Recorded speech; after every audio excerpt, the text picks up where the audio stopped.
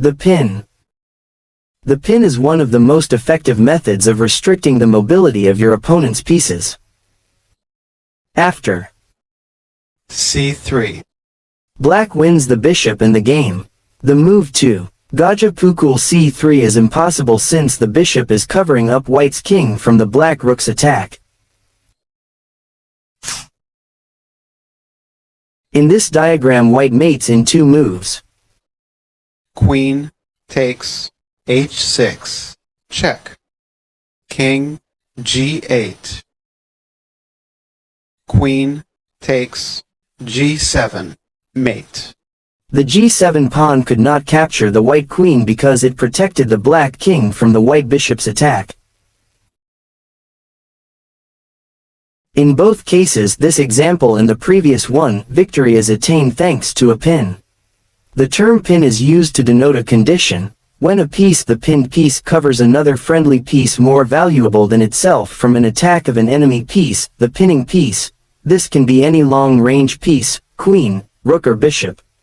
In the examples given here, the pinning pieces were the rook and the bishop, while the b2 bishop and the g7 pawn was the pinned pieces. When a pinned pawn or piece protects the king, it becomes almost entirely immovable. It can move only along the line of attack.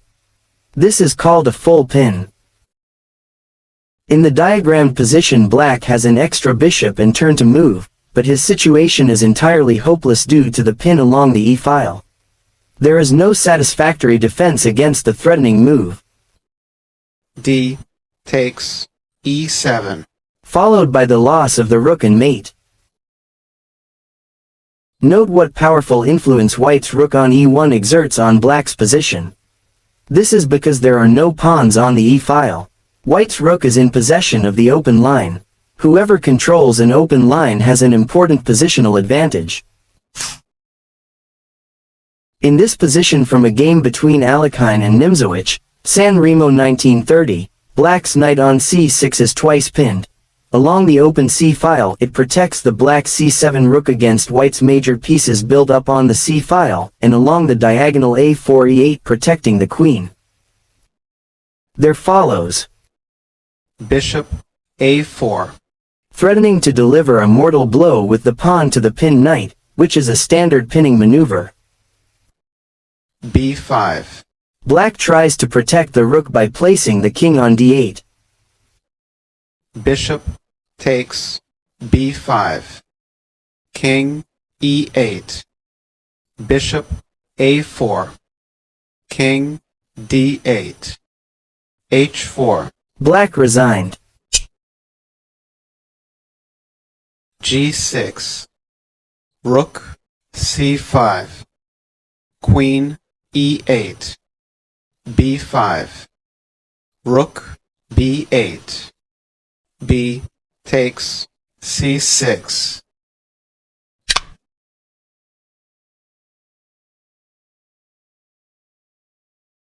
Alekhine said, after several insignificant pawn moves, Black is compelled to place the queen on e8 and then the move b5 wins a piece. If the king does not stand behind a pinned piece or pawn, then such pin is considered to be incomplete. You can sometimes get rid of an incomplete pin, or become unpinned, with the aid of a check or a sacrifice. For instance, after the moves d4, d5, c4. This opening is called the Queen's Gambit. e6. Knight c3. Knight f6. Bishop g5.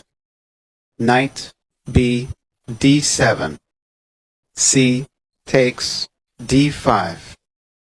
E takes d5. White cannot capture the black d5 pawn relying on the pin. In the case of knight takes d5, there follows knight takes d5, bishop takes d8, bishop b4, check, queen d2, bishop takes d2, check. King takes d2. King takes d8. And black has an extra piece.